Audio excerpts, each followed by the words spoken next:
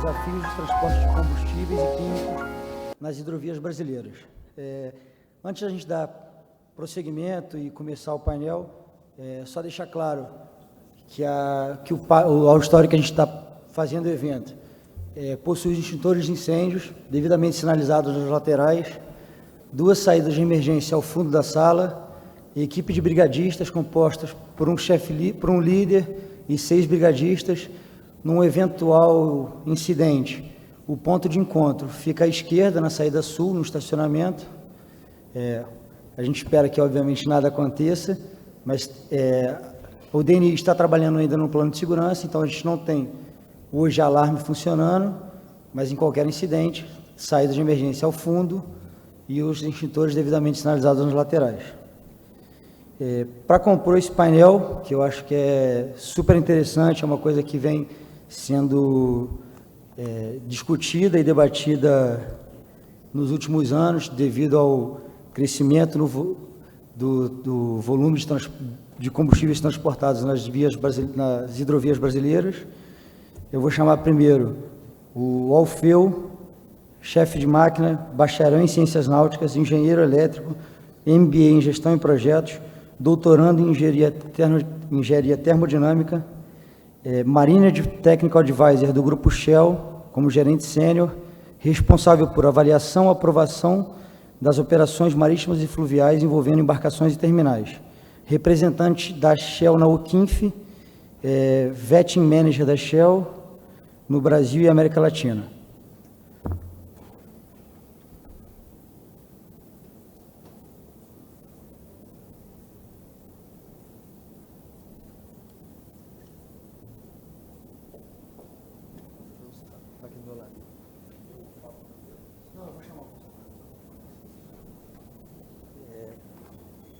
Agora, Jéssica Sabá, economista e administradora, especialista em gestão de negócios pela Fundação Dom Cabral, diretora e administradora da empresa Valdomiro Pelustosa, WPL, com mais de 10 anos de experiência na navegação, presidente do Sindicato de Armadores do Amazonas e membro no Conselho de Marinha Mercante do Ministério de Infraestrutura.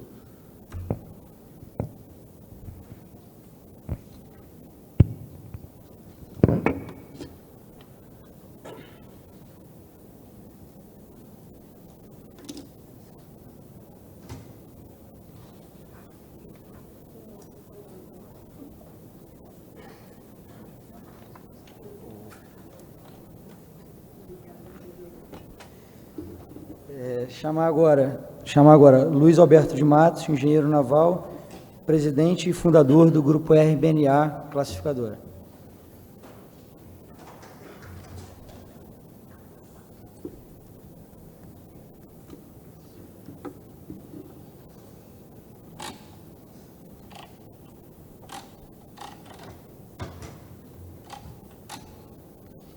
E, por último, Miguel Vassaio, engenheiro naval, 40 anos de experiência.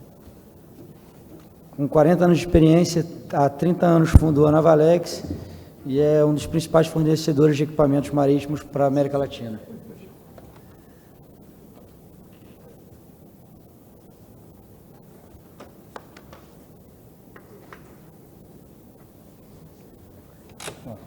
Como eu já fui antecipadamente cobrado com relação ao tempo, vamos dar início às apresentações, começando pelo Alfeu.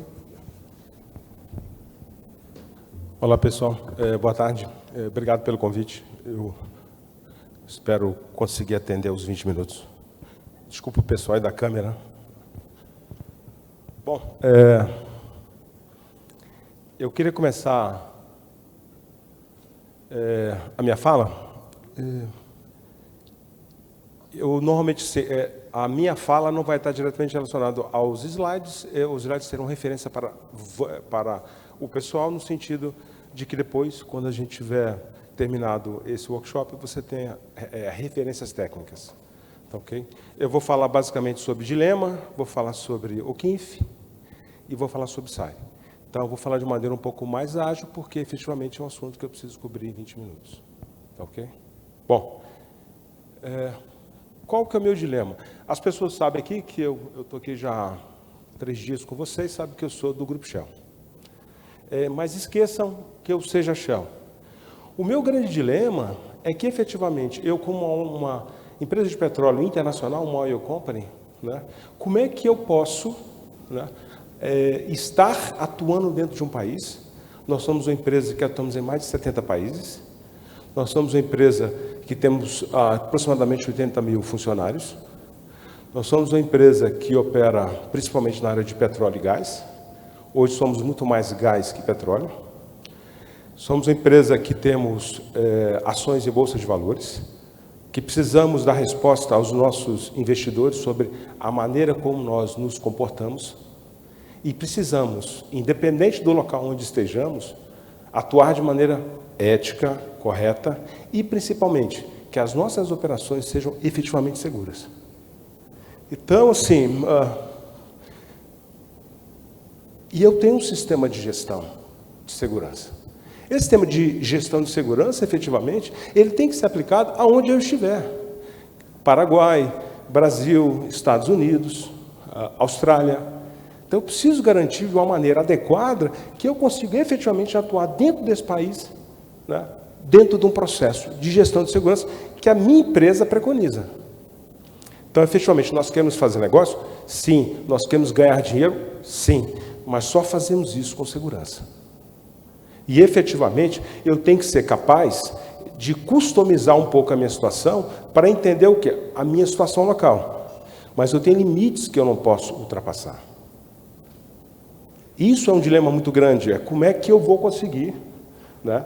Vocês, né, uma série de pessoas que me conhecem, como é que eu consigo, efetivamente, implementar os processos de gestão que nós temos dentro de uma empresa de petróleo, não importa qual seja, né, nos países onde nós atuamos. E, além do mais, é fundamental que eu, como empresa de petróleo, eu seja uma referência e tenho que, efetivamente, né, dar resposta à sociedade dos negócios onde eu atuo. Eu preciso ganhar dinheiro, mas eu preciso desenvolver as sociedades onde nós atuamos. Então, esse é um grande dilema. Isso não é fácil. Eu paro aqui, efetivamente, para entrar um pouco da UKINF. Só para eu ter dar uma calibrada no texto. Quem aqui, por favor, levante a mão, que conhece a UKINF? Que já atuou com a UKINF? Tem muita gente, não? Bom, enfim, tem pouca gente. Ótimo, que acaba que eu posso dar informações um pouco genéricas, mas depois vocês vão ter mais informações dentro dessa apresentação.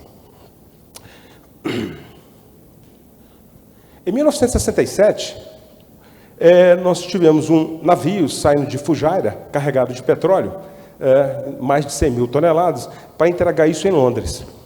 Só que quando esse navio passa pelo Canal da Mancha, né, por conta de uma manobra do comandante, porque ele estava atrasado e precisava fazer um atalho e tal, efetivamente, durante uma noite, né, por condições ambientais, ele bate um rochedo. E esse petróleo, né, ele cai no mar. E esse petróleo vai e atinge as praias da Inglaterra e as praias da França. Com essa situação, os governos começam a entender, olha, eu tenho um risco aqui dentro da minha costa que eu não tinha percebido. Eu preciso efetivamente lidar e garantir que esses navios petroleiros que trafegam na minha costa, eles efetivamente tenham segurança para atuar aqui. Então, os governos começaram a discutir regras para a operação dos navios. Agora, se eu, empresa de petróleo, tiver que, quando for parar na França, tiver que seguir uma regra, quando eu for parar na Inglaterra, tiver que seguir uma outra regra, quando eu for para o Canadá, uma outra regra, simplesmente eu não opero. E o meu sistema de gestão, ele não é inteligente para que isso ocorra. Eu não consigo fazer isso. Naquele momento, né, chama de oil majors, né, as 8 maiores empresas de petróleo do mundo, entre elas a Shell, a Chevron, a Total, a ExxonMobil, elas se reuniram para discutir o seguinte: eu, que sou especialista, eu que sou competente em relação à operação de petróleo, né, e os terminais de petróleo, eu que sou capaz de definir quais são as regras de segurança para essa operação. Então, eu que tenho uma atitude proativa e positiva no sentido de definir para os governos como é que eu opero de maneira segura. Então, foi criado, nesse momento, em 70, a OCINF, Oil Companies International Marine Forum. A partir deste fórum, efetivamente, depois tem uma grande estrutura por detrás. As empresas de petróleo fornecem, né, os diretores e os gerentes da área e tal. É uma atividade nossa. E que nós começamos a definir critérios adequados para a operação segura de navios petroleiros e terminais. Então, acho que talvez vocês conheçam, talvez seja o documento mais comum e clássico, né? O SGOT, que é uma publicação da OCINF. Nós temos agora o SGINT, que é justamente uma derivação do SGOT para a navegação interior, né? E o SGINT, efetivamente, a primeira edição foi talvez uma limpeza do SGOT naquilo que não atende à navegação interior, mas nós já estamos no processo de revisão do SGINT para torná-lo talvez um documento muito mais interessante.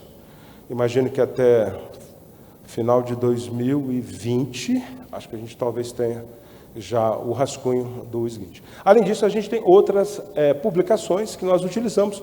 Uma delas, né, que é de 99, que é a Board Safety, né, que agora se tornou US Board Operations. O problema é que, quando você coloca USA Board Operations, você imagina que seja uma publicação apenas aplicável aos Estados Unidos, e que, na verdade, não é isso. É uma outra história, mas, efetivamente, esse Board Safety, esse Board Operations, talvez uma atualização do Board Safety. O que acontece é que nós, Oil Companies, apesar de que o que a OCINF preconiza é recomendação, para nós é mandatório. Então, onde nós atuamos, efetivamente, nós aplicamos e nós cumprimos, né, os ditames daquilo que determina a OCINF. Um exemplo que eu acho muito interessante, que eu acho uma boa prática, por exemplo, a Transpetro, o sistema de gestão de segurança da Transpetro, os seus capítulos são capítulos efetivos do Terminal Baseline Criteria da OCINF. Bom, com essa especialização toda, o que acontece? Nós passamos, como OCINF, a sermos atuantes junto à IMO, para ser o braço técnico da IMO, para definir o quê? Critérios de segurança nas nossas operações. Tá?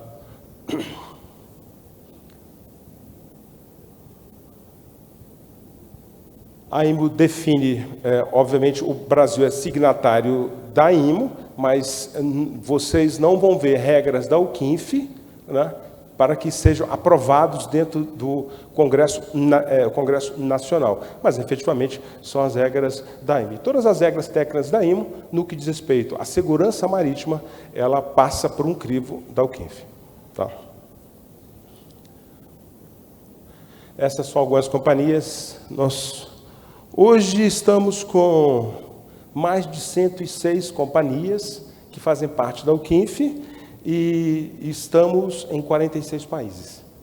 Ok?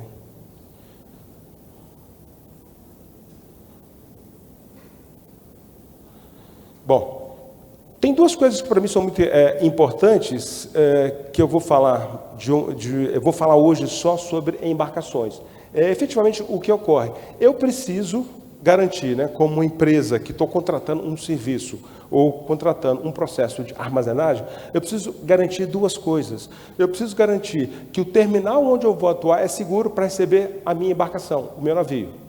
E eu preciso, por outro lado, garantir para o terminal que esse navio que vai atracar no meu porto, ele é seguro e não vai causar danos à minha operação. Então, eu tenho dois pontos fundamentais, que nesse ponto eu sou, aqui no Brasil, eu sou o responsável. Nós avaliamos os terminais e nós aprovamos terminais, obviamente com base às regulamentações aplicáveis no Brasil e também abaixo os requisitos da OCINF. Mas nesse caso aqui nós vamos falar apenas sobre o SAR. O SAR é o Ship Inspection Report Exchange. É uma maneira padrão de todo mundo, onde nós da OCINF, nós somos 106 empresas, onde nós avaliamos pelo menos uma vez por ano, todas as embarcações que nós contratamos. Essa avaliação, efetivamente, ela precisa reconhecer os requisitos nacionais, eu preciso olhar isso, porque, efetivamente, só para você ter uma ideia, no Brasil você tem Aplicado a uma operação fluvial, eu tenho normas da autoridade marítima, eu tenho normas regulamentadoras, eu tenho resoluções CONAMA, eu tenho resoluções da Anvisa, eu tenho resoluções da ANTAC, Receita Federal, Secretaria dos Portos. Então, assim, você tem uma série de regulamentações que efetivamente alcançam a minha embarcação, porque a minha embarcação é o braço da minha empresa em terra, que tem o CNPJ. Então, para nós que fazemos essa inspeção, tá? Isso é muito importante. O nosso olhar não é um olhar apenas da regulamentação marítima, que no caso está muito mais preconizada nas normans e nas NPCPs.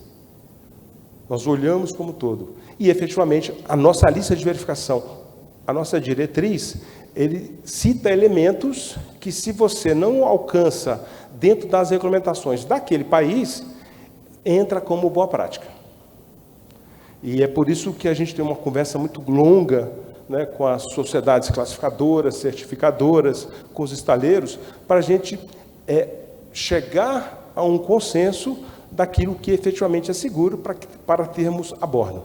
Tem uma série de coisas que não são exigidas no país, mas que nós entendemos que são muito importantes. E, além disso, nós trabalhamos com lições aprendidas. Nós temos uma série de acidentes que ocorrem em todo o mundo, e que, com esse acidente, a gente precisa rever o nosso sistema de gestão e verificar se, efetivamente, eu não preciso atualizá-lo. O SARI, ele é muito interessante por várias maneiras. O sistema SARI, essa discussão eu tenho feito com a ANP e com a ANTAC. O sistema SARI é um sistema independente, é um sistema que tem um processo muito forte de ética e compliance, é um sistema que as pessoas que são inspetores, eles têm que ter qualificação mínima e são avaliados por Londres. Esse inspetor, ele faz um curso, né, nos locais indicados. Hoje, na América Latina, a gente tem feito curso a cada 3 anos na Argentina. Tá? Esses inspetores, eles são auditados antes de começar a trabalhar como inspetores, e eles são auditados a cada 3 anos. E a cada 3 anos nós fazemos um curso de reciclagem com esses inspetores. Então, nós mantemos esse conhecimento e nós estamos sempre discutindo com os inspetores SARI, efetivamente, quais são as melhorias e o que o mercado e o que a indústria está preconizando no sentido de melhorias para a segurança operacional. E é o que nós fazemos hoje na região, no Brasil. Eu estou responsável hoje no Brasil, contando toda a costa brasileira. O sul é muito mais relacionado à parte de bunkering, né? Quer dizer, qualquer barco de bunkering que vai se aproximar do nosso navio, efetivamente, ele tem que ter um vetting positivo. Então, eu estou gerenciando em torno de 400 embarcações, sendo que dessas 400, pelo menos em torno de 300 são embarcações que atuam na região amazônica. Estamos numa conversa muito forte. Acho que esse ano as coisas vão mudar, porque as maiores empresas que contratam o transporte fluvial, né, são as distribuidoras, né, BR Distribuidora, Ipiranga e Raízen, né? Eu faço parte da Raízen porque a Raízen é uma joint venture entre o Grupo Shell e a Cosan, 50-50. Então, por conta disso, os padrões marítimos de segurança são os padrões do Grupo Shell. Então, nós aplicamos essa ferramenta nos contratos onde nós atuamos. E também aplicamos essa ferramenta para aquelas empresas que trabalham com a gente, ou spot, ou que atracam no nosso terminal.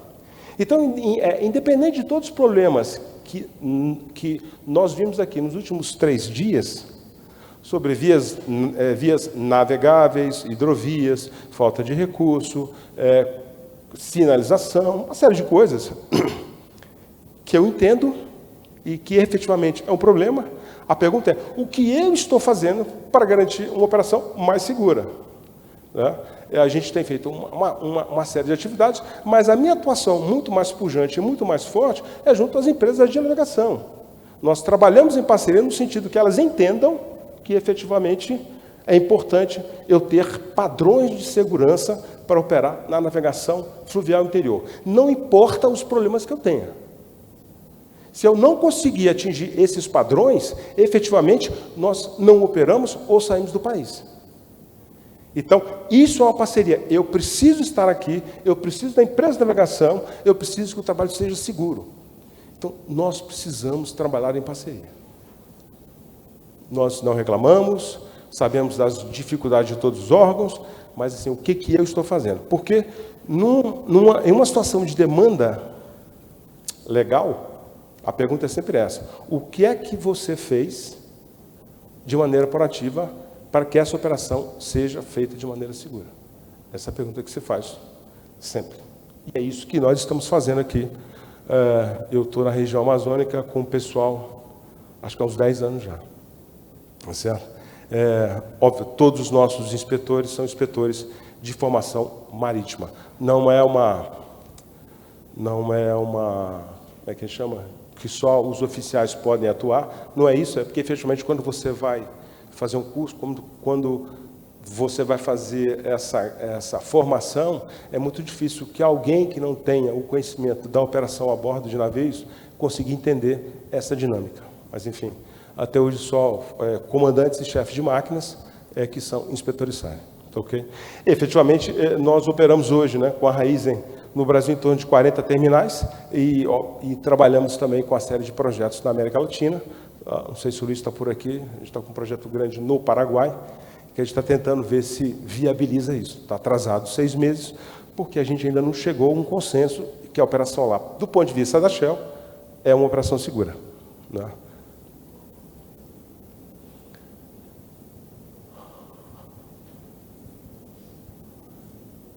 Acho que o texto é bem claro, né, cara? Tem que ficar... Essa aqui são os números que vocês vão encontrar dentro do site da UQINF, tá? São números muito interessantes. Nós fazemos por ano em torno de 45 mil inspeções SARE, né? Aqui está dizendo que por mês eu faço em torno de 1.600, não é isso? 1.600, 1.800 inspeções SARE.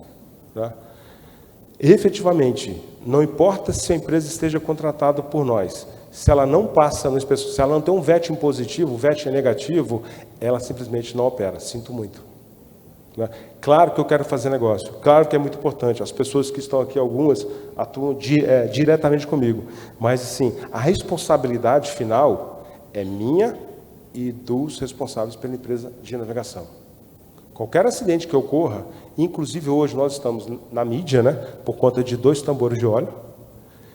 Reputação para a gente é uma coisa muito séria. E não vale colocar em risco a nossa reputação. E nós não faremos isso. Né? Por conta de 2 tambores, assim, a nossa vida na Shell hoje não está muito fácil. Por mais que eu entenda que eu não tenho responsabilidade, que não é culpa minha, mas a imagem é muito forte. Né? Imagina um tambor de Shell no meio daquele óleo cru que está sendo descarregado nas praias do país, entendeu? Então, eu não posso ter um acidente dentro da região amazônica, onde as pessoas vão ver que não é um comboio contratado pela Shell, é um comboio contratado pela Raízen. Eu tenho muita responsabilidade, e eu assumo essa responsabilidade.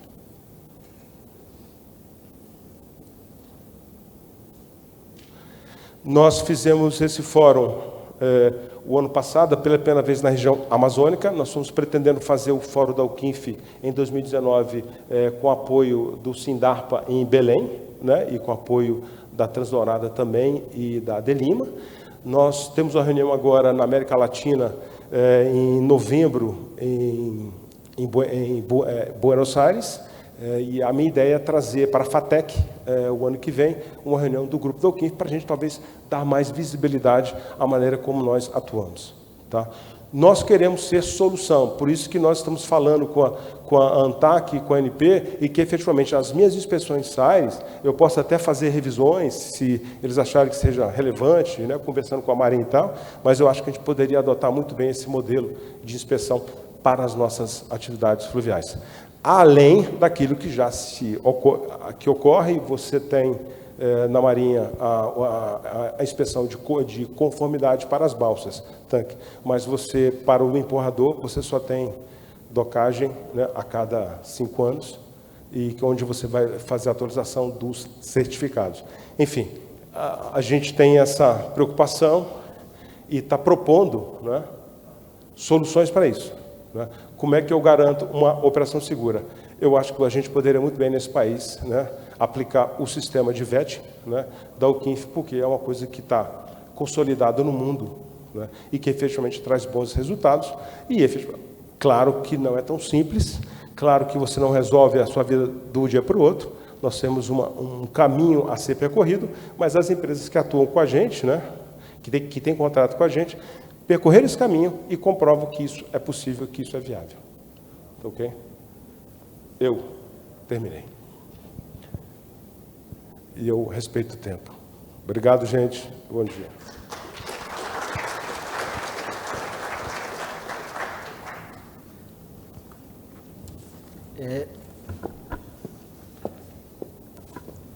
Gente, eu vou, para acelerar o processo, e considerando que as palestras são complementares, eu vou deixar para abrir para perguntas no final das 4 apresentações, que aí vocês podem direcionar a pergunta, de repente, para mais de um palestrante, e isso a gente otimiza o tempo. Bom, isso. Vou chamar agora a Jéssica Sabá, presidente do grupo WPL, transportador de combustível na região amazônica.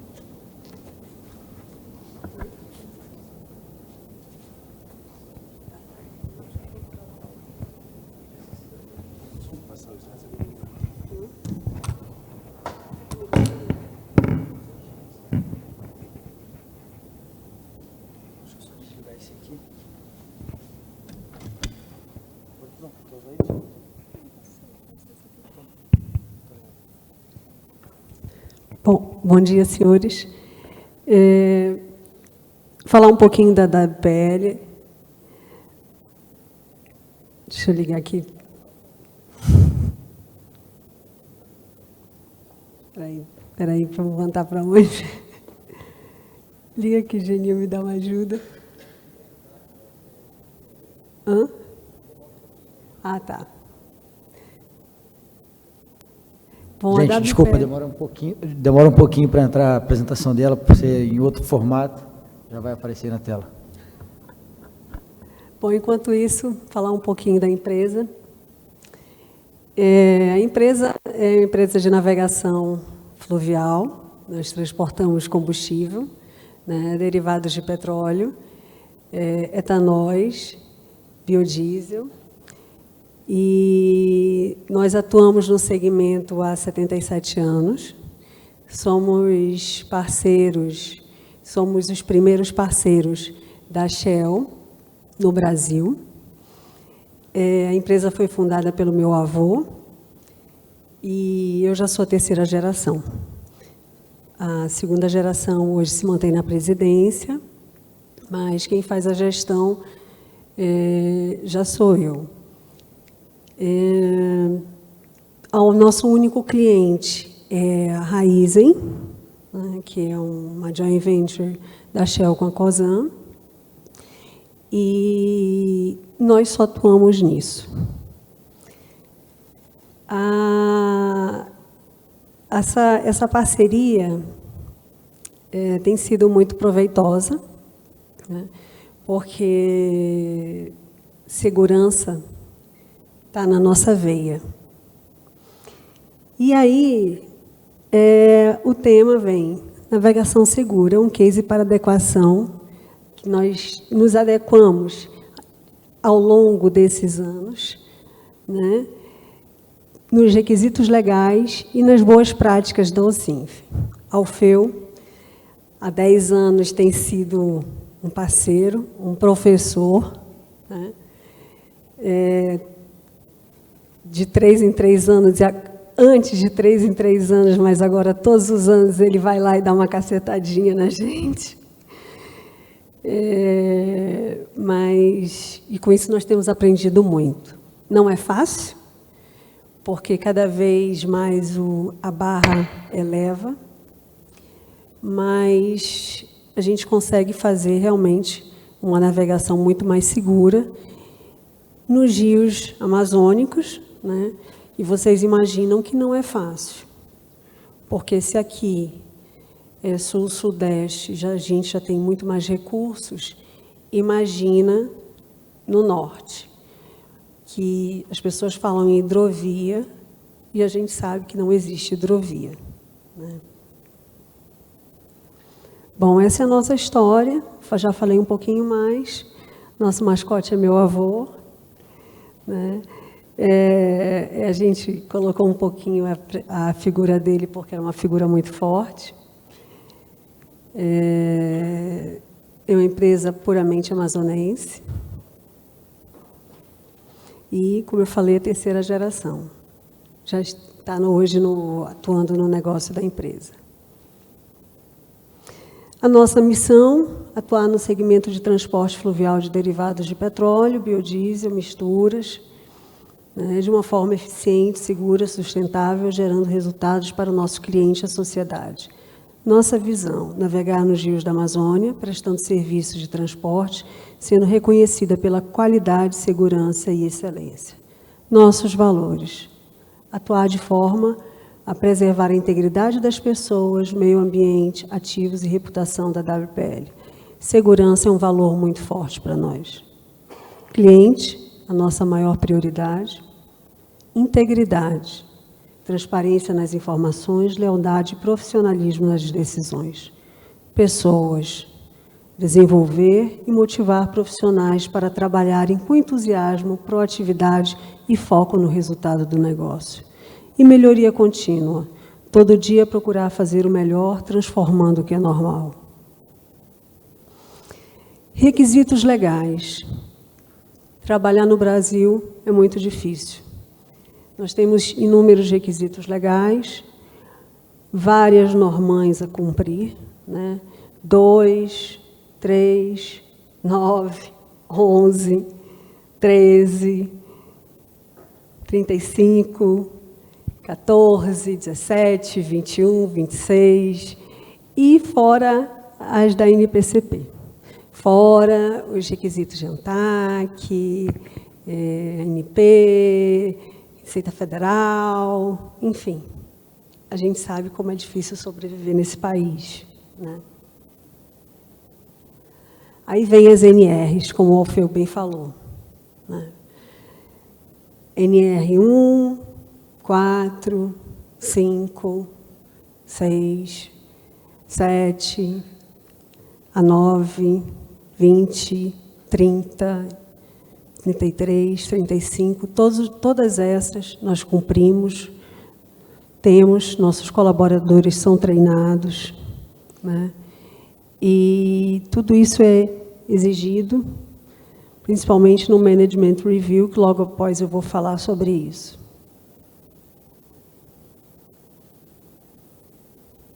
A WPL hoje, ela é certificada na ISO 9001, na 14001, ela tem 3 bases de apoio, 25 balsas de casco duplo, 2 novas balsas em conclusão para 2019, um empurrador para 2020, 2 balsas para entrega em 2020 também.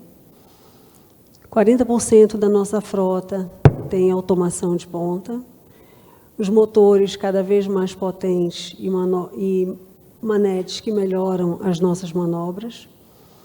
Temos uma frota de 10 empurradores, capacidade instalada de 51.397.000. E investimos em equipamentos e treinamentos de pessoas para a realização de carga e descarga selada.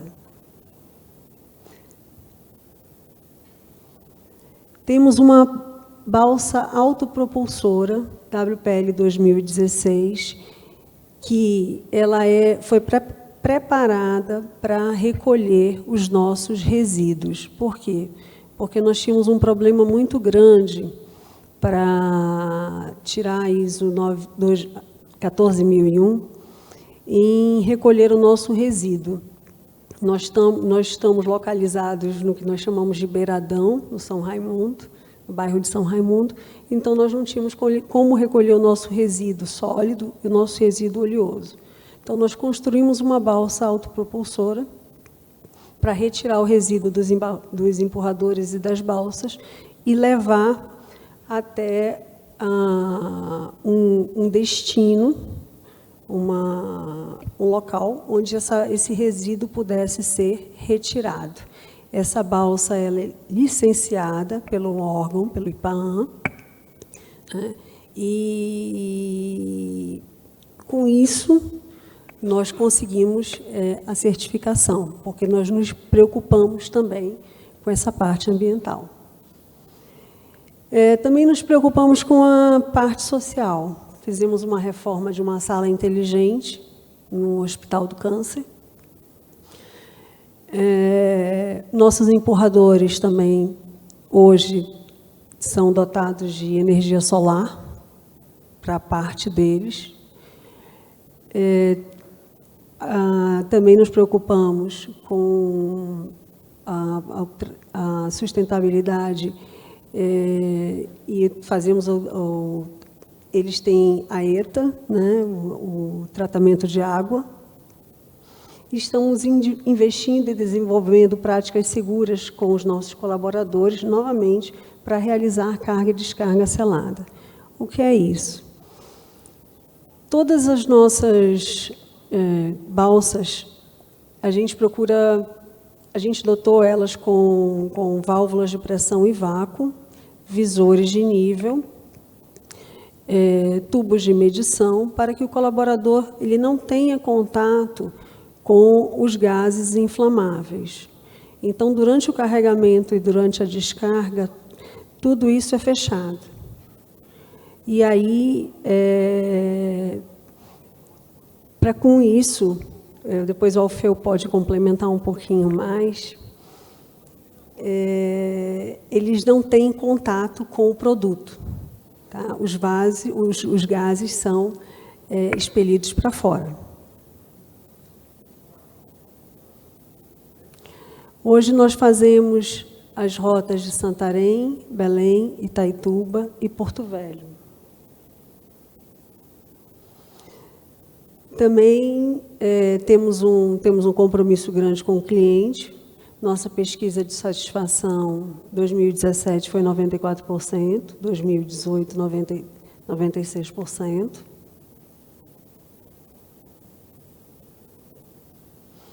Na navegação, todas as nossas embarcações estão registradas no Tribunal Marítimo e na Capitania.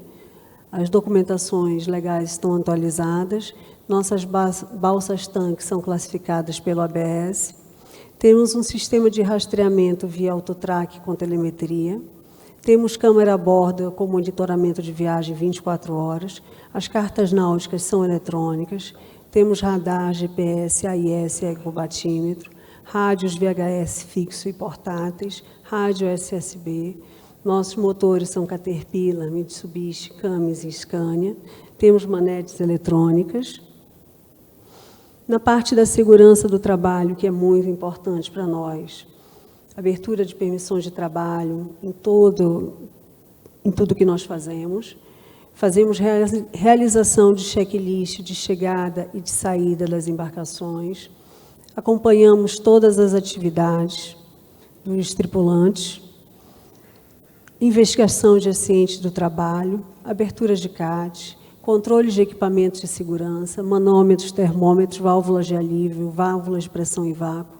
Fazemos treinamentos internos, responsáveis pelos atendimentos das normas, realizações de DDS, que são os diálogos de chegada e de saída, integração de terceiros, checagem de equipamentos de segurança, extintores, luminárias de emergência, entregas e controles de EPIs, e temos o programa de funcionário seguro e o controle de simulados. O programa de funcionário seguro é um programa que nós lançamos para incentivar que todos tenham atitudes e comportamentos seguros durante a realização das atividades, observando e avaliando o uso correto de seus equipamentos de proteção individual. Fazer com que todos no processo, eles sejam motivados a como se fosse um inspecionar ao outro no uso desses equipamentos.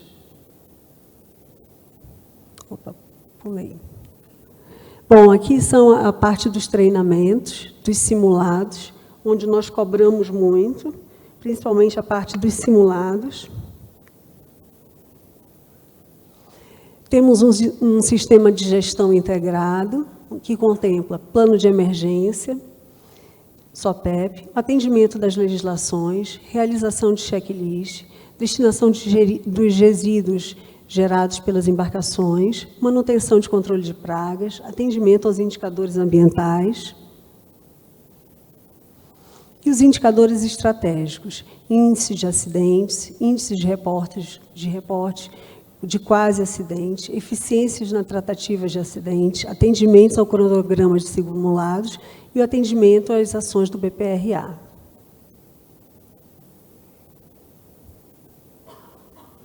Sistema de gestão também. A nossa estrutura hierárquica de documentação. Temos o manual de SGI, os procedimentos, as instruções de trabalho e as estratégias da documentação. Nós somos certificados pelo RINA, tá? E temos as ISOs e também fomos, hoje estamos no Great Place to Work. Nosso modelo de gestão contempla, na parte do RH, recrutamento e seleção, integração, gestão de pessoas, avaliação de desempenho, temos pesquisa de clima organizacional e temos a parte da descrição de cargos. Hoje estamos entrando também como uma boa prática já implementada via Raizen da gestão de fadiga. Itens de administração da equipe.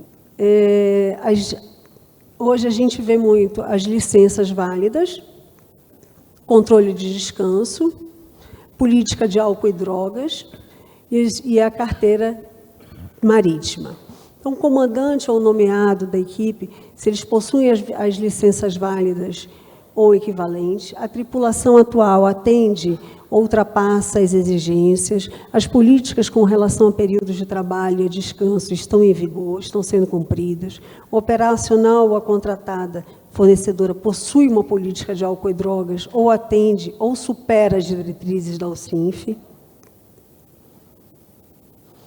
Esse foi o Great Place to Work, a primeira vez que nós participamos, nós já fomos classificados em 14º lugar. E as adequações às premissas da OCINF. Essas são as premissas da OCINF, que nós nos adequamos, né? Primeiro são as informações gerais, a certificação e documentação, administração da equipe, navegação e comunicações, gerenciamento de segurança, onde é visto os procedimentos de combate a incêndio, procedimento de salvatagem, segurança operacional, segurança na limpeza dos tanques, proteção da embarcação, prevenção de poluição, a estrutura, manipulação de cargas, amarração, rebocadores e empurradores e as máquinas.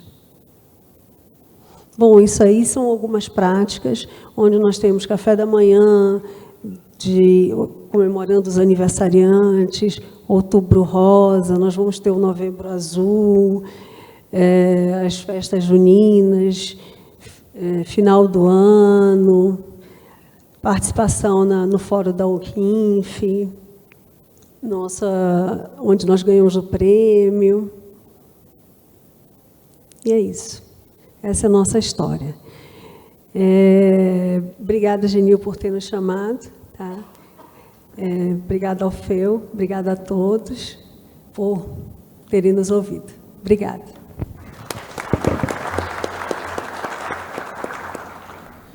Bom, conforme eu havia falado, eu vou abrir para as perguntas no final das 4 apresentações. Bom, dando prosseguimento, vamos chamar o Luiz Matos, presidente e fundador do Grupo RBNA.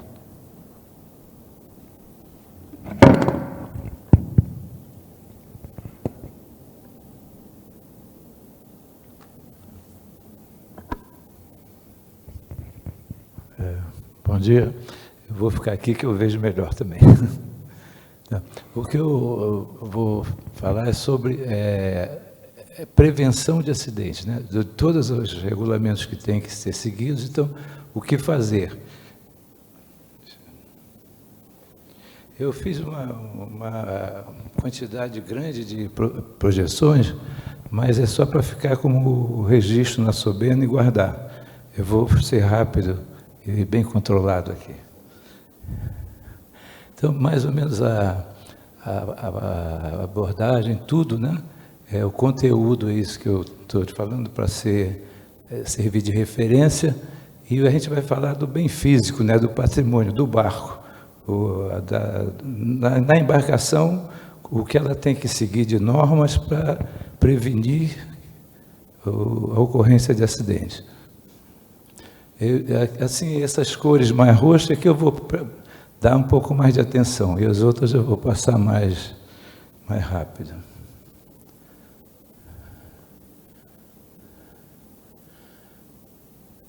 Então, falando, repetindo, como tecnologia, aplicar a tecnologia para prevenir acidentes, quer dizer, usar a própria ocorrência física no material. Aí um exemplo ali, o incêndio, você tem o combustível, o ar, né?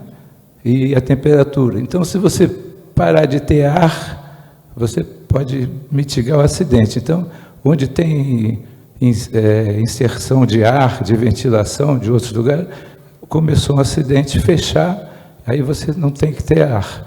Então, é uma abordagem tecnológica. A apresentação fica, então, como uma ajuda à memória. Aqui eu vou passar mais rápido. As primeiras partes são as cargas, né? Há uma descrição depois para ser lida. O óleo diesel, aí nós fazemos uma diferença a ponto de fulgor, né? Com mais de 60 graus do ponto de fulgor, mais amenas as restrições. Depois vemos para as com menos de 60 graus, combustível de aviação, etanol. Depois vemos as classes feitas pela International Maritime of Dangerous Goods, né, IMDG. Então, a gente tem classe 1, explosivo. O nosso assunto é mais os líquidos inflamáveis, o que a gente chama título, são os títulos da regra do RBNA, onde a gente aborda cada coisa. O título 32 são líquidos inflamáveis, 34 é gases e por aí vai. E as outras classes do IMDG até a 8, e dizendo que o MDG já não dividiu mais a classe 3 em categorias, mas a Petrobras ainda mantém.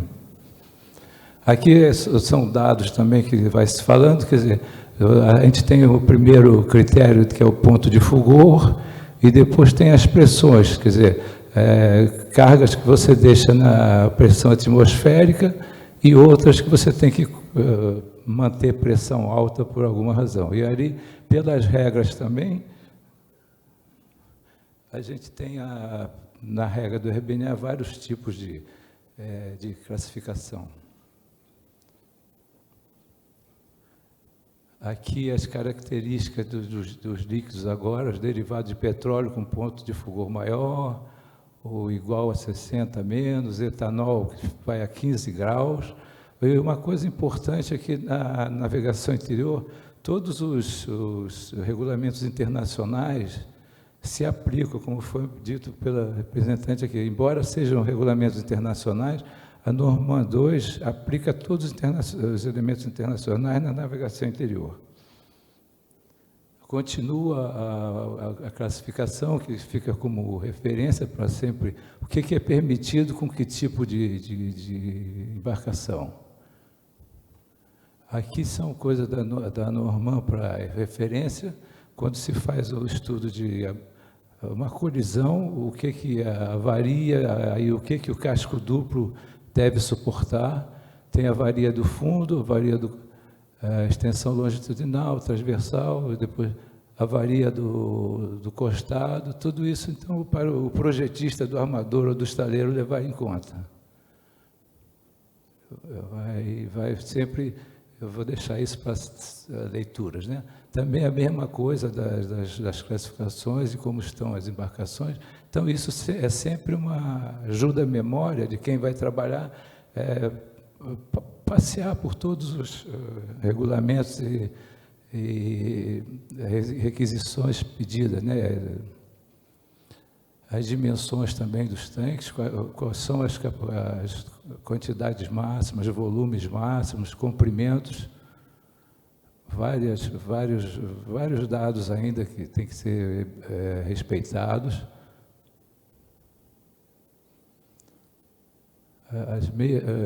Meios de contenção de eventual derramamento, barra de contenção ao longo da borda, bandejas.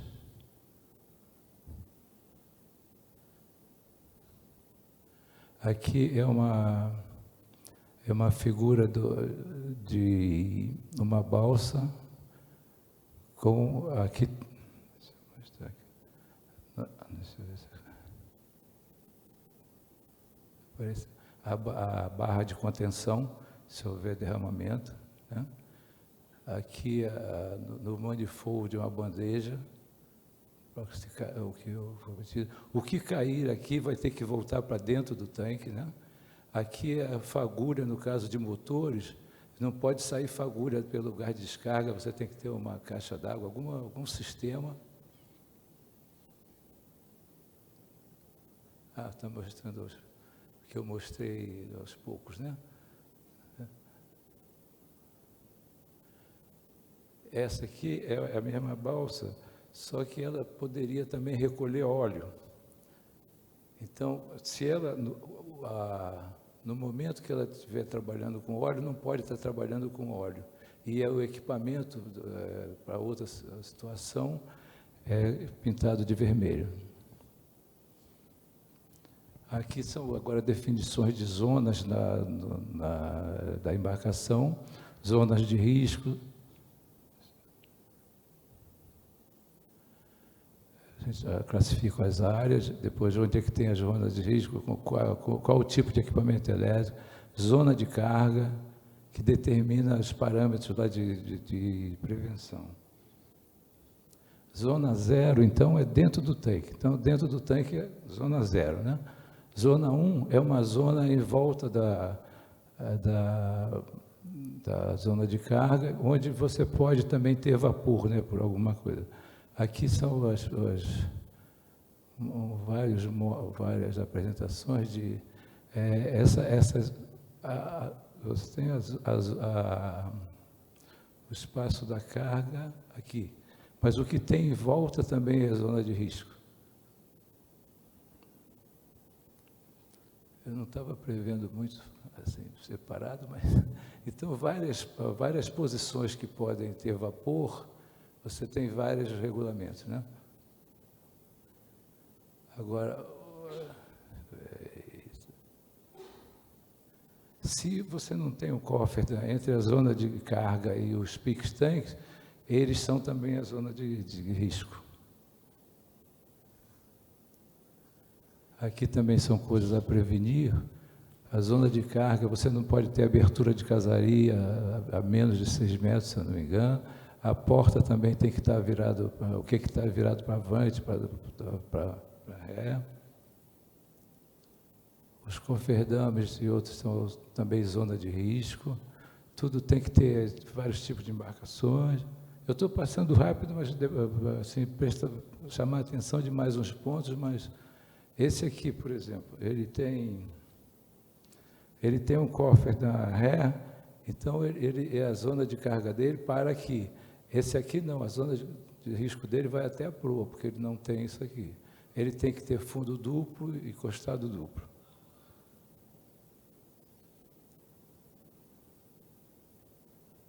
Aí vai ter uma lista de vários equipamentos, várias condições que tem que fazer.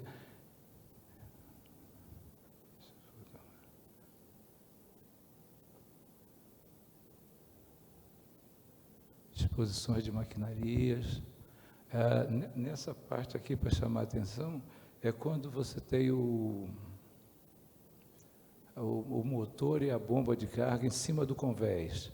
Então, já aconteceu um esguicho da bomba cair no motor, e aí é incêndio. Então, Isso já saiu na Norman também, é parte da classe, você tem que ter uma antepara parcial para prevenir que isso não aconteça.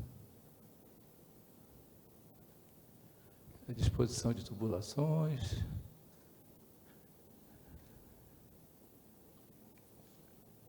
Manifolds, indicações de fechado, aberto. Aqui tem manômetros, proteção de partes rotativas, abertura de ventilação, válvula de segurança, tudo que tem overflow para dentro do tanque, não pode ficar fora. Dispositivo de expansão de rede, manômetros. Aqui vem várias prevenções. Eu tenho que regular pelo tempo aqui.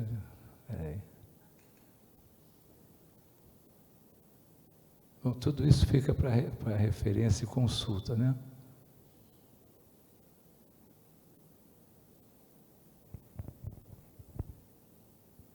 Ventilação. Agora, essa é uma parte importante. Foi citado aqui também. Os gases têm que sair para fora da área da embarcação, né? Então, os suspiros, como é que eles têm que ser? Da mistura, eles têm que ficar fora do convés. Né? Se você tiver o vapor derramado pelo convés, é risco de incêndio, né? Tudo isso, não pode usar o capuz lá, que o capuz vai fazer tudo cair. Válvula de suspiro, válvula de pressão e vácuo. Você tem que ter uma válvula para quando carrega e descarrega, por causa do volume, da vazão do fluxo, né? E a válvula pressão e vácuo durante o carregamento. Aí, como funcionam as válvulas todas, né? Normalmente, se você considerar que a chama avança 3 metros por segundo, você teria que ter um escape de 5 metros por segundo para vencer a velocidade da chama. Aí tem várias condições de válvula, permanente fechada, aberta. Tudo. Isso, ali em vermelho, eu coloquei que é importante que alguns, embora se fale todo o vapor fora, a gente encontrou pessoas, lugares que se fazia o carregamento com a tampa, o escotilhão aberto. Em vez de ter o suspiro, era o escotilhão aberto. Quer dizer, está pedindo problema, né? Isso é importante, já ocorreram. Aí são várias condições também como cada válvula tem que ficar. Onde é que tem que ter ventilação, vocês vão vendo. As posições das aberturas, todas as posições. O material na zona de carga, o que é que pode e não pode. Pintura que não deixa, não ser suscetível a faíscas. Proteção de equipamentos. O grau de proteção, alguns equipamentos não precisam ser tão rígidos, por aí vai. Aqui são só exemplos de lâmpadas que são a prova de explosão, regulamentos da Norman, da regra, que às vezes pode ser um pouco mais rígido, sistemas fixos, sistemas portáteis, extintores. Aberturas também é importante. Isso aqui sempre, as aberturas são maiores, porque tem que permitir que você saia carregando alguém. Aqui é interessante, uma balsa de gás. Então, a estrutura do convés fica por fora, em cima do convés, para que o convés por baixo fique liso, né? Aí tem que ter um tratamento bom, por causa de corrosão dessa estrutura por fora da balsa. Isso aqui também é mais que está se falando sobre agora o Marpol, que pela norma 2 também, dependendo da arqueação, se aplica, né? Essas também as convenções que se aplicam, o que trata o IBC, que é o trata do químico, né? Esse capítulo 17, e com vários tipos aqui você tem uma lista grande, continua, né, ordem alfabética, de vários produtos, e aqui, de acordo com cada coluna e cada capítulo, o que tem que ser aplicado.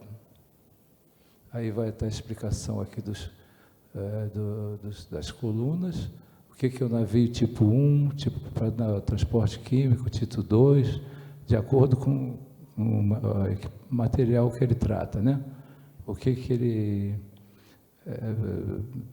tem que obedecer. A observação é que navio de produto químico não pode ter aquele tronco, aquele convés elevado ao longo do comprimento que tem no transporte de combustível. Aqui são os navios tipo 1, com as distâncias que você tem que ter do fundo encostado, e também pela outra tabela anterior você vê o que pode transportar e o que não. Voltando aqui, o navio que já se trabalhou, o tanque central é ácido fosfórico, e aqui é um tipo menos perigoso, vamos dizer, pode carregar, então ele não tem casco duplo. O que se trabalhou ácido fosfórico, tudo isso aqui é de aço inoxidável, né? A estrutura por aqui pode ser de aço comum.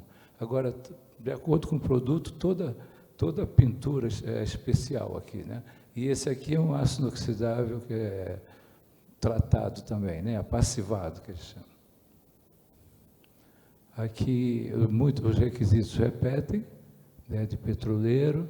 Agora, além mesmo da combustível, mas no produto químico, né?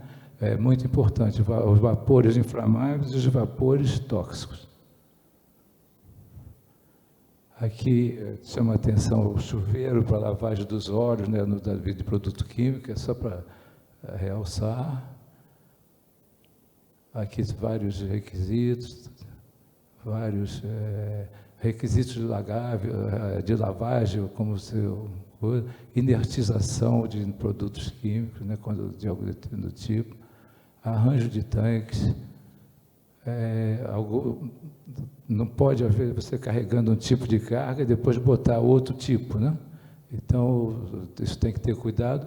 E tem os navios próprios para uma certa carga, inclusive no carro de propilene, óxido de carro, né? De carro propilene, esse tem que ter um manual especial para o carregamento. Tem que ser feito um material, um manual bem explicado como transportar. Aqui também, então, estudar as cargas, a possibilidade do arranjo, o treinamento. E é isso, assim, bem rápido, né? Aqui onde é que a gente encontra, tem uma graça aqui que eu sempre uso, que é o mapa do mundo com o sul para cima, e aqui o navio bom e bonito, com o RB. Obrigado.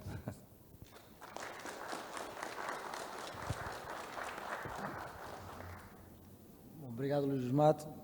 Como havia falado antes, vou deixar as perguntas para o final das apresentações. Agora, Miguel Vassaio, que é fundador da Navalex e fornecedor de equipamentos marítimos, especialmente para a parte de segurança de embarcações de transporte de combustível.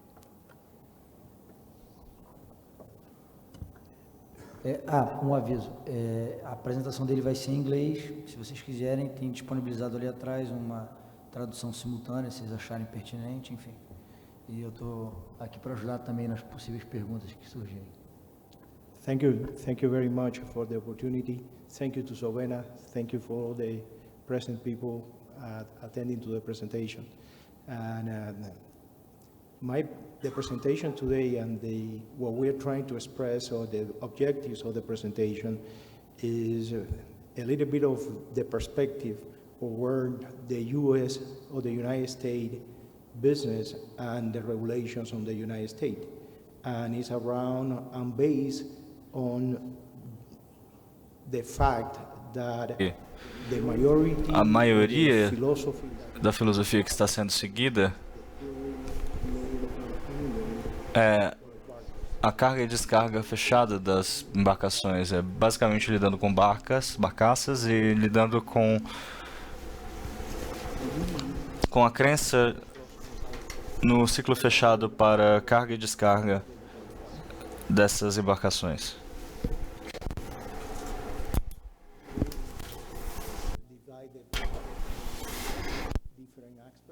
A divisão será dividida em 3 aspectos: introdução ao ERL, aplicando as regulamentações nos Estados Unidos, as formas específicas sobre o ciclo fechado das embarcações. A ERL é uma empresa líder no mercado dos Estados Unidos. Atualmente, ela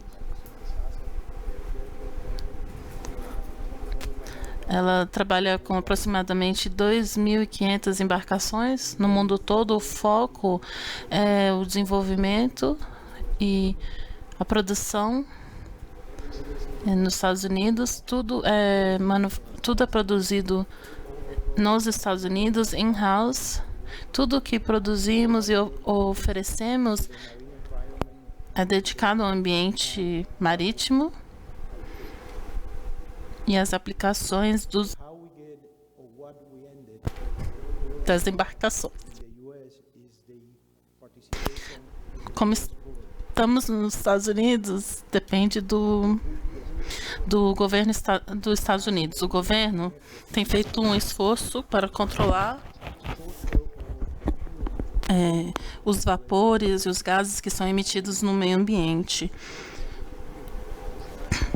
Isso começou primeiro pelos indivíduos, os operadores das barcaças, que queriam controlar a exposição de vapores no convés para o bem da tripulação, para evitar perigos.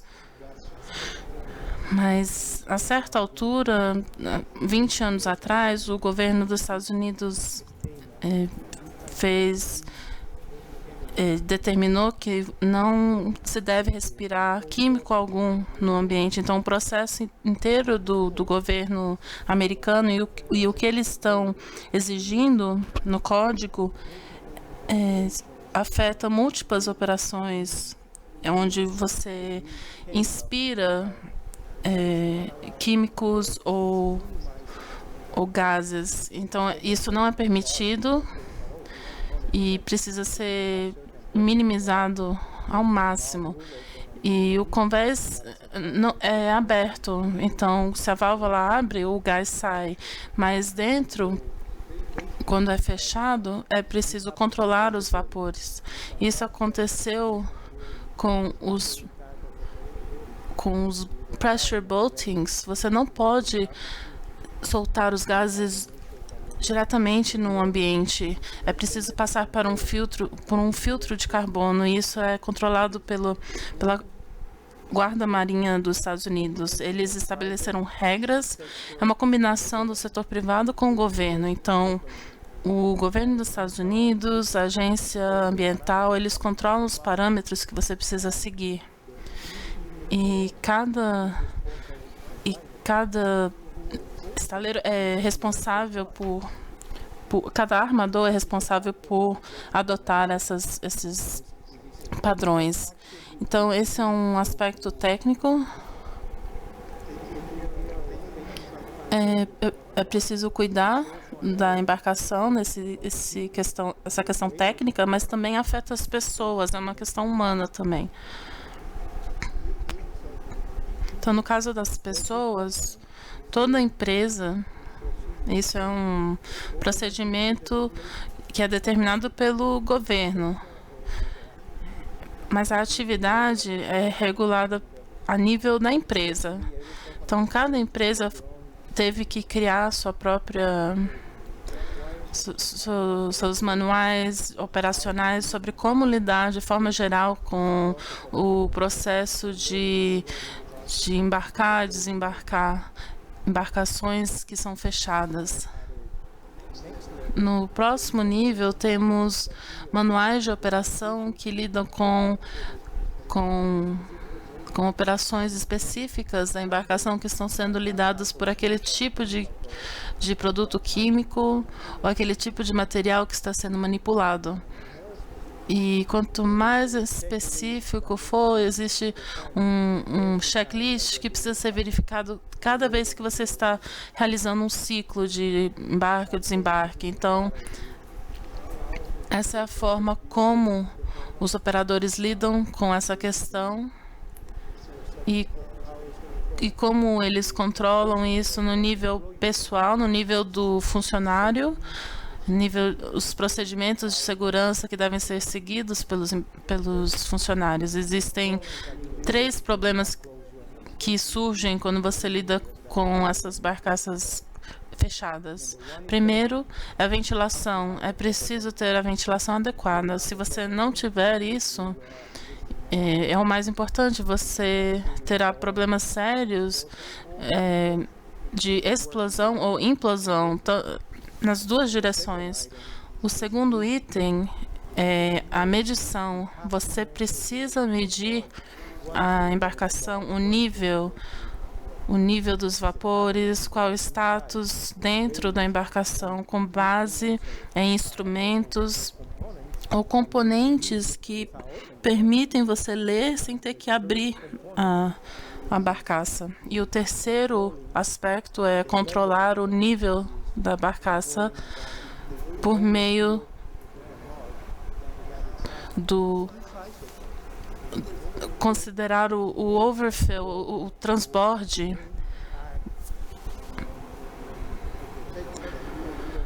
Então, primeiro você precisa determinar que você não vai criar um problema sobrecarregando a barcaça, mas também é preciso saber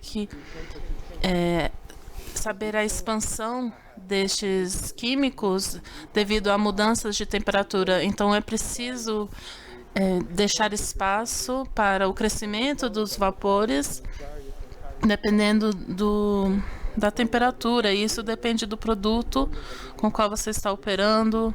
Isso é muito importante para controlar a altura do processo dos gases.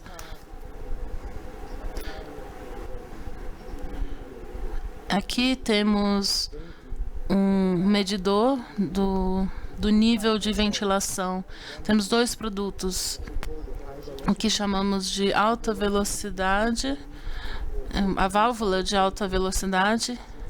Como o nome diz, ela tenta evacuar grandes volumes de vapores, se for necessário, na pressão que você estabelecer.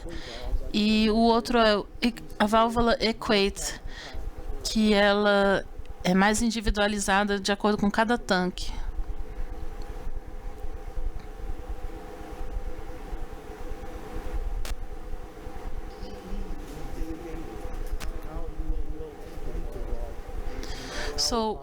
Então, como você vai decidir a ventilação depende da sua embarcação e de embarcar e desembarcar. Então, o ciclo irá determinar e definir quais são os tipos de válvulas que você precisa e a aplicação. Então, talvez em algumas situações você tenha uma válvula por tanque, uma válvula de PV por tanque. Às vezes você tem uma válvula a cada 2 tanques, e quando você está falando sobre uma válvula de alto volume, você pode ter uma válvula para uma embarcação toda com um encanamento central. É assim que os Estados Unidos têm feito. No nível dos Estados Unidos, é o operador que decide o que vão fazer em termos da válvula de PV. Não existe uma autoridade que dite, que governe isso e determine qual tipo de válvula você precisa. Isso é um processo muito particular para cada um, pois não há uma autoridade técnica controlando este processo. Eu não estou dizendo que o que está acontecendo no Brasil não é válido, pode até ser superior ao que está acontecendo aqui, mas o ponto é que um número de válvulas e como ela opera precisa seguir as necessidades daquela condição. Não posso estabelecer se a válvula são 2 polegadas, 4, 6. Existem parâmetros que precisam ser seguidos, mas depende dos donos, dos armadores, que tipo de válvula que eles vão usar cada vez. E claro, já falamos sobre isso. Depende da capacidade da bomba. E isso determina o seu processo, o processo de ventilação. O mesmo acontece basicamente com a válvula de PV. Ela funciona sob 2 pressões. A pressão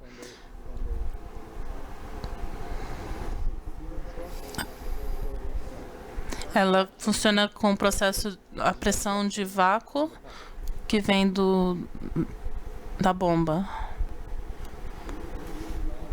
Dividimos as válvulas em 2,5 polegadas, 4, 8 de diâmetro, dependendo do resultado que você quer. Quando você equaciona a pressão, por exemplo, e também a válvula de 6 polegadas de alta velocidade, ela funciona com capacidades maiores de vapores.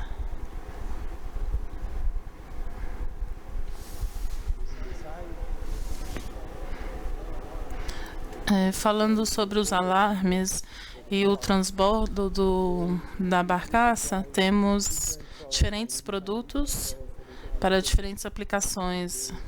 Existe um alarme de fluxo único que você pode determinar a porcentagem, dependendo do seu parâmetro.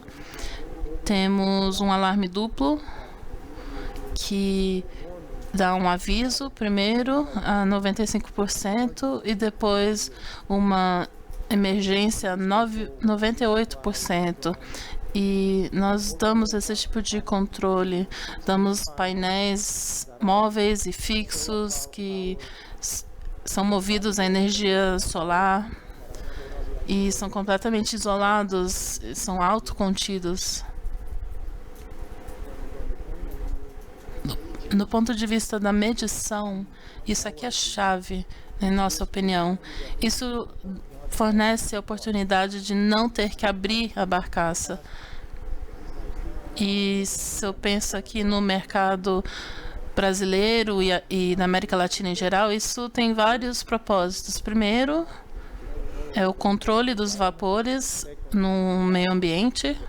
Você protege a tripulação.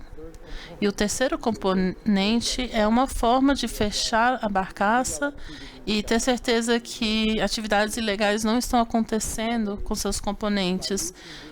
Ao usar esses elementos de segurança e de medição, você pode usar uma barcaça que não precisa ser aberta, ou ninguém precisa abrir sem a sua autorização. Você tem elementos suficientes para controlar esse fechamento da barcaça. Esses são outros componentes, são secundários. Esta é uma peça muito importante. É uma válvula, é uma bomba. E a RL produz várias bombas.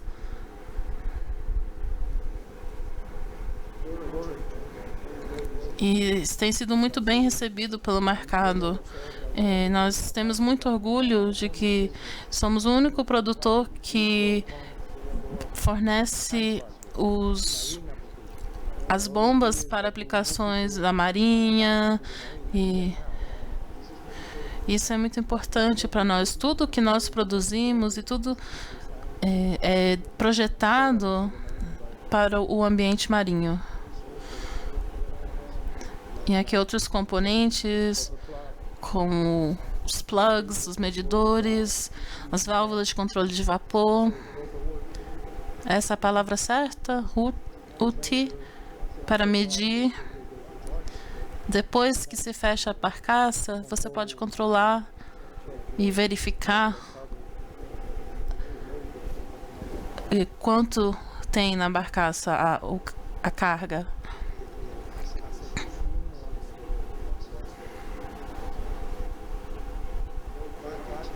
Então, como um pacote completo, em resumo, temos a possibilidade de fechar a barcaça com vários benefícios do ponto de vista ambiental, também da segurança e também do ponto de vista de controlar o seu produto. E é preciso, como consequência, é preciso lidar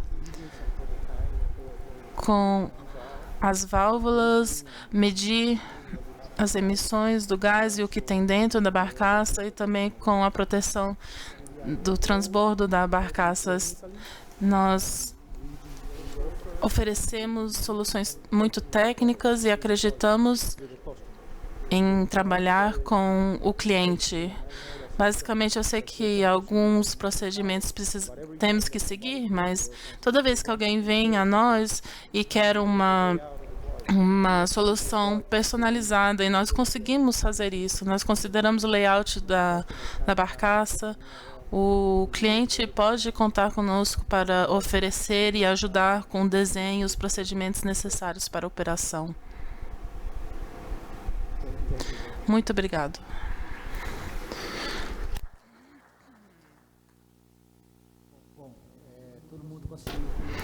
Well, everybody talked. Agora a gente está aberto às perguntas. Fiquem à disposição para perguntar para qualquer um dos palestrantes.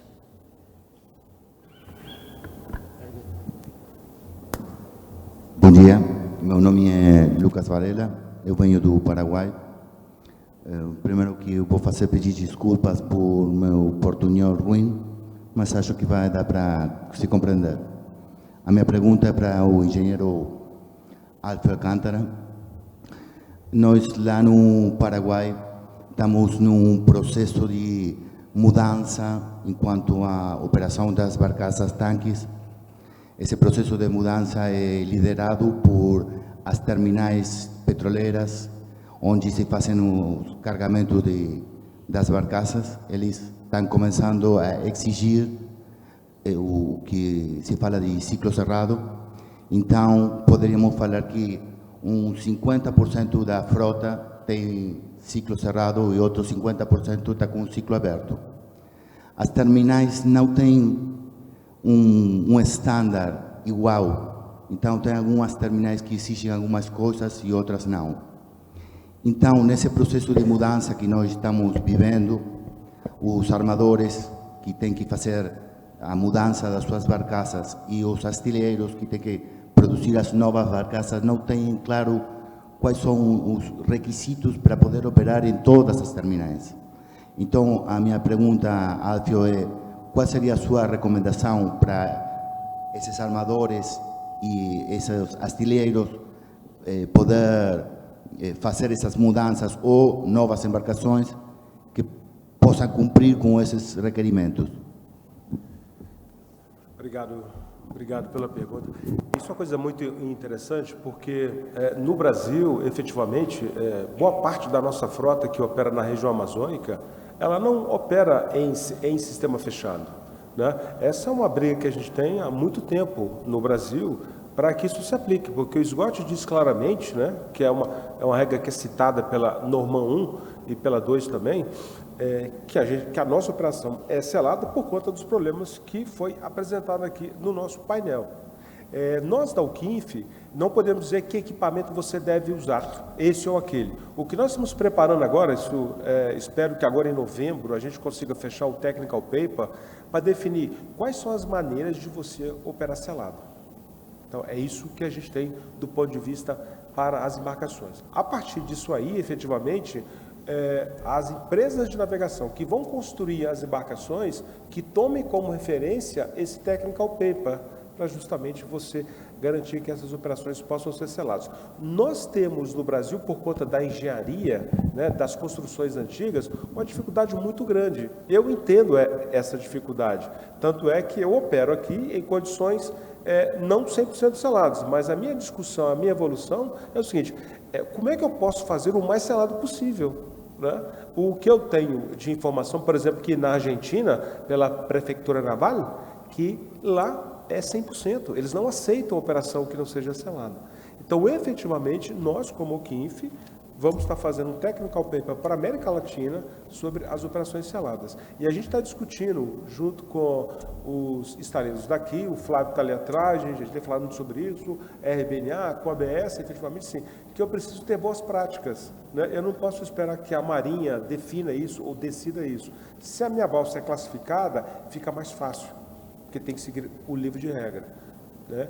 Mas para grande parte do nosso ambiente, que são balsas certificadas, eu não tenho essa regulamentação. Então, o que eu digo para você é que essa é uma grande luta, não só no Paraguai, como no Brasil também. O que nós estamos fazendo como QINF é definir critérios técnicos claros para que você possa utilizar nos seus projetos e possam ser executados nos estaleiros. Então, podemos dizer que agora você não temos uma technical data para seguir, que isso vai estar pronto? As sociedades classificadoras, nos seus livros de regras, definem como é que você opera de maneira selada. Mas aí, as certificadoras não. Aí é confusão, porque tem as sociedades de classificação, a Prefeitura Naval da Argentina, que é a autoridade marítima, e a exigência não é igual. Então, o armador não sabe qual é o equipamento que tem que botar.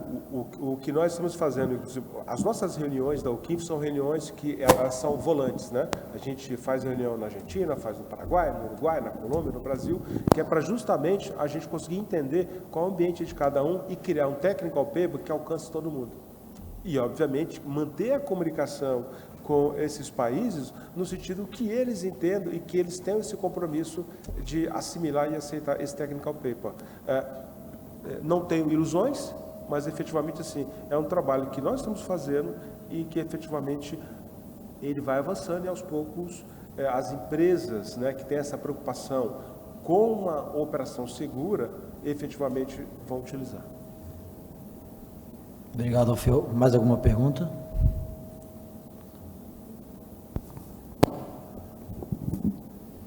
Mas um comentário, na verdade, que é lamentável, ainda hoje a gente vê tantos acidentes na Amazônia acontecendo, é rotineiro, é frequente. A gente até já se acostuma com isso, se acostuma com o absurdo, a gente convive com o absurdo. Então, cabe a nós aqui, todos reunidos, somos partes interessadas na solução desse problema. A gente está imerso, focando na questão da Amazônia, onde a gente atua, num ambiente sensível, de alta visibilidade internacional, no momento que o Brasil está em evidência. A gente viu aí o caso do derramamento de petróleo no Nordeste, a visibilidade que está tendo. Então, acho que cabe a todos aqui que estão participando trabalhar em prol de melhorar o nível. Enfim, a gente não pode conviver. Você fez a pergunta ontem sobre a questão da segurança, que não pode ter armada a bordo das embarcações. A gente não pode aceitar conviver com o absurdo. A gente tem que trabalhar em conjunto para poder melhorar o nível e evitar a recorrência desses acidentes que acontecem na Amazônia. E nisso aí, Alfeu, realmente o cliente tem um papel importantíssimo, que é exigir o trabalho que vocês fazem. Então, parabenizo aí pelo trabalho, é muito bom ver isso. Realmente eu não conhecia esse trabalho a fundo que vocês fazem, então parabéns. E que continuem subindo a régua, que tem que subir mesmo, porque senão a gente está tratando de vidas humanas e do nosso meio ambiente, que a gente tem que cuidar. Deixa eu aproveitar o seu gancho e falar algumas coisas que eu acho que é importante, se as pessoas não forem me fazer pergunta. A gente tem um problema muito sério na nossa atividade. Eu não vou ficar falando dos outros negócios, né? Eu sou um cara focado na nossa navegação marítima e fluvial, da normalização do perigo. Nós temos uma quantidade absurda de acidentes e que a gente acha que é bobagem ou que não aconteceu comigo, está tudo bem. Isso tem que acabar e a gente tem que ter, nós temos que ter responsabilidade sobre isso. Não é só quem contrata, quem opera, assim, mas eu preciso ser sensível a isso. É impossível a gente manter esse grau de falta de segurança operacional que nós temos hoje. Quando que vamos chegar lá, não sei. Agora, nós não vamos parar de efetivamente cobrar que esses padrões sejam executados. Como é que a gente tem feito hoje no país? A gente quer que haja um estándar mínimo, um padrão, que se atenda pelo menos requisitos legais, que tenha um sistema de gestão minimamente adequado. Boa parte das empresas que atuam na região não tem. Não tem. O código ISM, né, é o International Safe Management Code, que é um código que efetivamente, por conta de um acidente que aconteceu na Europa, ele é mandatório, tá, nos navios de longo curso, é mandatório nos navios de cabotagem, é mandatório nos navios offshore. Esse código é simplesmente um sistema mínimo de gerenciamento de segurança que eu tenho que ter na minha embarcação, onde todos esses elementos que foram citados aqui, eles têm que ser contemplados. Só que na navegação fluvial, isso não existe. Nós não atendemos solas na navegação fluvial. Eu vou ficar reclamando disso? Assim, amigo, não atendemos. Então, eu tenho a responsabilidade de criar elementos, ferramentas de autorregulamentação, onde eu possa, efetivamente, ter sistemas de gestões minimamente adequadas. Porque, pelo que vocês viram da RBNA, pelos meus comentários sobre a nossa operação selada, sobre como a DAPL funciona, né? Assim, eles não fazem coisas absurdas, rocket science, não, é o básico e o mínimo que efetivamente uma empresa deveria ter. E a boa parte das nossas empresas de navegação que atuam na região não tem. Mas nós estamos trabalhando com todo mundo no sentido que isso ocorra. Só para terminar, o código ISM, ele define dois ambientes. Eu faço uma auditoria na empresa de navegação, né, para que tenha um sistema de gestão minimamente adequado, e depois eu faço uma outra auditoria nas embarcações, para ver se o sistema de gestão que eles criaram no papel, que papel aceita tudo, se efetivamente está implementado lá. E essa auditoria é o nosso SARI. Né? Essa auditoria inicial que é feita na empresa de navegação, nós chamamos de Management Review, e que efetivamente, para ser muito franco, hoje no Brasil eu só tenho da APL, CNA, Transdourada, tem mais alguém? Não, acho que são as únicas empresas hoje no Brasil que nós auditamos e nós aprovamos. Tem empresas que estão em processo porque efetivamente elas precisam ter interesse, né? Porque obviamente é interesse delas, né? Tem interesse e se adequar. Nós ajudamos na adequação, mas efetivamente né, essa movimentação ela tem que ser constante de todos os atores, não apenas de Shell, Raiz, mas de todo mundo. Desculpa ter prolongado o meu texto. Mais alguma pergunta? Então, bom, eu tenho uma pergunta. Primeiro, quero agradecer aos palestrantes, eu acho que foi engrandecedor. A gente vem no Sobena Hidroviário nos últimos anos, eu participo da Sobena já há 8 anos, é o meu 4º Sobena Hidroviário como, espectador, a primeira vez que eu estou efetivamente participando do evento. É bom trazer o tema do transporte de combustíveis para o Sobena. A gente fala muito em transporte de passageiros, a gente fala repetidamente do transporte de grãos e a gente deixou de lado a questão do transporte de combustíveis, que além de ser fundamental para que todas essas coisas funcionem, ele traz ainda um agravante, que é o risco que traz tanto para a tripulação quanto para a sociedade em geral, no que diz respeito à contaminação, a possíveis vazamentos, enfim. Então é bacana ter, te agradeço muito a participação, Alfeu. É bacana trazer esse tema, entender e saber que tem uma organização que foi criada por atores do mercado para ter essa preocupação com o que pode trazer de dano para a população em geral e para o nosso meio ambiente. Agora eu vou chegar na minha pergunta. Bom, a OQINF é responsável por fazer as inspeções SARI, é bastante criterioso, eu pude acompanhar isso algumas vezes, participei de um evento da OQINF ano passado em Manaus. A pergunta é se em algum momento a OQINF pensa em qualificar ou credenciar, de repente, sociedades classificadoras no momento de uma inspeção de casco, ou de uma inspeção de construção, a ser uma inspeção OQINF. Eu sei que é bastante criterioso, existe um livro de regra para a parte de classificação e a OQINF vai além, que eu acho super pertinente e importante. Mas se em algum momento vocês pensam em... isso está se tornando cada vez maior, essa é a grande verdade. A OQINF é uma organização que está crescendo. Eu acompanho isso, eu leio bastante a respeito. E se o volume, o número de balsas também é crescente, então se vocês vão, de repente, credenciar alguma sociedade classificadora ou outros atores para fazer essa inspeção SAIRE, a inspeção de... enfim, a inspeção de embarcações. Bom, eu tenho um outro dilema, né, que eu não queria falar, mas já que você perguntou, vou comentar sobre ele, que, assim, o termo que eu queria lembrar, que eu não falei, é reserva de mercado. Eu, sim, não tenho ilusão de ter uma reserva de mercado para oficiais da Marinha Mercante, comandantes e chefes. Não é isso. Efetivamente, esse pessoal, eles, em teoria, estão mais... faz parte do dia a dia deles justamente esse ambiente. O que ocorre é que nos últimos anos eu tenho levado uma série de pessoas para fazer curso com a gente e simplesmente essas pessoas não são aprovadas. Tá? Então, assim, eu tenho hoje no Brasil inspetores aprovados para inspeção de embarcações fluviais, não mais que 5 ou 6. Tá? Não mais que 5 ou 6. Isso para a gente é muito complicado. Tá? Mas também eu não posso baixar os meus requisitos de qualificação de pessoal.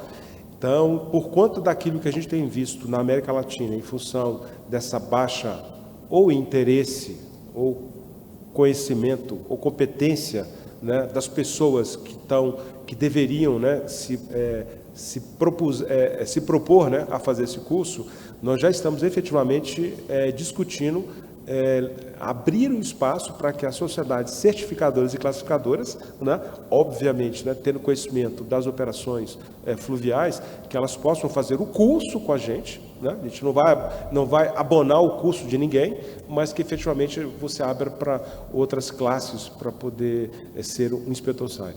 O inspetor SAIRE, ele é um categoria 1 ou categoria 3. O categoria 1 é para todo tipo de navio, né, acima de 5.000 toneladas de deadweight, e o categoria 3 é abaixo de 5.000. Efetivamente, para você fazer a inspeção categoria 3, você precisa ter experiência também como categoria 1. Então, não é só o mais pode menos. É que a gente precisa que as pessoas entendam esse nosso ambiente. A peculiaridade de uma operação fluvial. Um navio é muito mais complexo que um empurrador. Claro que é. No entanto, você precisa entender como é que opera um empurrador e quais condições que nós operamos. Então, efetivamente, essa é uma grande discussão, né? Porque como é que eu consigo aumentar inspetores SAIRE para o nosso ambiente? Porque se a BR Distribuidora entrar agora com a exigência de vetting, ela vai colocar dentro do nosso... panorama, pelo menos umas 150 a 200 embarcações. Se a Ipiranga fizer a mesma coisa, eu vou ter mais, pelo menos, 100 a 200 embarcações. Eu não consigo dar conta disso sem que eu tenha pessoas qualificadas para nos ajudar e trabalhar com a gente. Então, efetivamente, esse é um dilema, mas, assim, eu tenho que ter solução para isso e nós estamos trabalhando nisso. Em novembro, vamos ter uma discussão na Argentina e esse é um dos pontos. Não estou reclamando, porque aqui no Brasil não tem gente competente e que se interessa. Talvez seja mais falta de visibilidade da OQIF, né, no ambiente onde nós atuamos. É por isso que eu me dei responsabilidade de trazer para o Brasil talvez muito mais essa visão da OQIF. Eu nunca fui convidado, desculpa, eu nunca vim aqui à Soberana para falar sobre a OQIF, né? A OQIF nunca foi a região amazônica. Então, sim, eu acho que a culpa é mais nossa do que efetivamente do outro lado da mesa. Mas estamos atuando nisso. Obrigado pela pergunta. Bom, obrigado pela resposta. Jéssica, eu não quero prolongar demais, mas eu acho interessante a sua apresentação, foi bastante... acho que foi de um compartilhamento de conhecimento, de entendimento, de respeito ao que a OQIF vem sugerindo, ou vem exigindo, perdão, para que isso funcione. É bacana ver que é uma empresa ali está ranqueada como uma boa empresa para trabalhar. A pergunta é, a partir do momento que você atende uma norma, uma exigência da OQINF e passa a ser um transportador de combustível para Shell, Raízen. Você tem algum benefício, você tem algum desconto na parte de seguro ou nas exigências que você tem de classificadora? Isso, em algum momento, te traz um payback a partir do momento que você começa a cumprir com essas exigências? Bom, na parte de seguro, sim, com certeza. Porque nós não temos acidente, né? Não temos nenhum histórico, são 77 anos, né? E principalmente agora, depois dessas boas práticas todas implantadas, né? O nível de exigência cada vez maior, né? Nessa gestão. Então,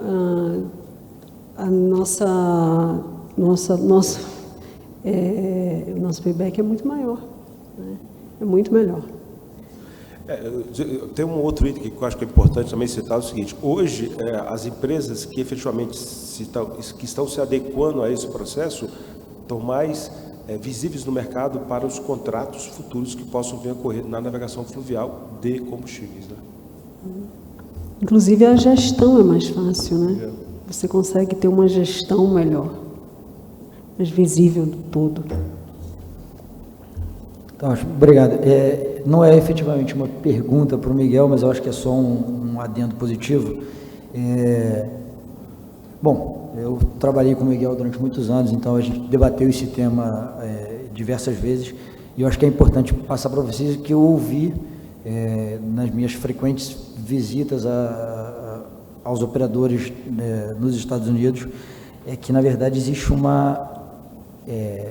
é muito mais levado a sério do que a gente está fazendo no Brasil, do que a gente vinha fazendo. Se você fizer uma transferência de combustível, recebimento ou transbordo de combustível numa embarcação no Mississippi ou no Missouri, com uma escotilha aberta, você é passivo de penalidade. Então, você paga uma multa por não estar fazendo uma operação selada.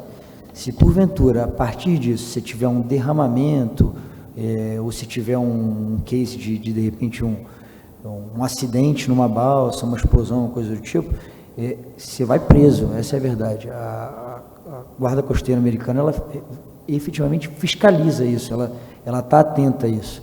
Então, eu acho que a participação da OQINF nisso, a criação de metodologias, enfim, essa busca por equipamentos que favoreçam a segurança, que já funciona lá fora, a gente trazer isso para cá só vai trazer ganhos para os operadores, para o meio ambiente e para todos nós, com certeza. Bom, se não tiver mais nenhuma pergunta, eu acho que a gente dá por encerrado o painel, já está, inclusive, passou um pouco do tempo. Queria, mais uma vez, agradecer muito a participação dos palestrantes. A RBNA, ela disponibilizou um livro de regra, ou seja, ela deu um how to do ali, está tudo explicadinho, o que tem que fazer, o que tem que respeitar. Então, agradeço muito ao Luiz Matos, o Alfeu, por trazer a público o que a OQINF já vem fazendo e que a Shell, como membro da OQINF, exige de seus operadores. Jéssica, obrigado por ter aceitado o convite. Eu acho que é importante difundir a ideia de que já tem empresas que se adequaram e já operam dentro das normas e dos requisitos da Shell e da OQINF. O Breno aqui é outro que já está atendendo isso. Nos meus últimos 2 anos em Belém, eu acompanhei e sei que ele vem buscando aí essa adequação para ser também um operador certificado OQINF. Então, acho que foi engrandecedora a tua participação. Miguel, many thanks to come here. It was a pleasure to have you here in this panel. We appreciate a lot, and thanks for all the things you help. Bom, gente, obrigado. A gente vai encerrar para o almoço agora. Não me orientaram, mas eu acredito que a gente tenha um tempo curto aí para o almoço, porque logo acho que é 1h30 já, a gente já retoma os painéis aqui na parte da tarde. Obrigado e boa tarde para todo mundo.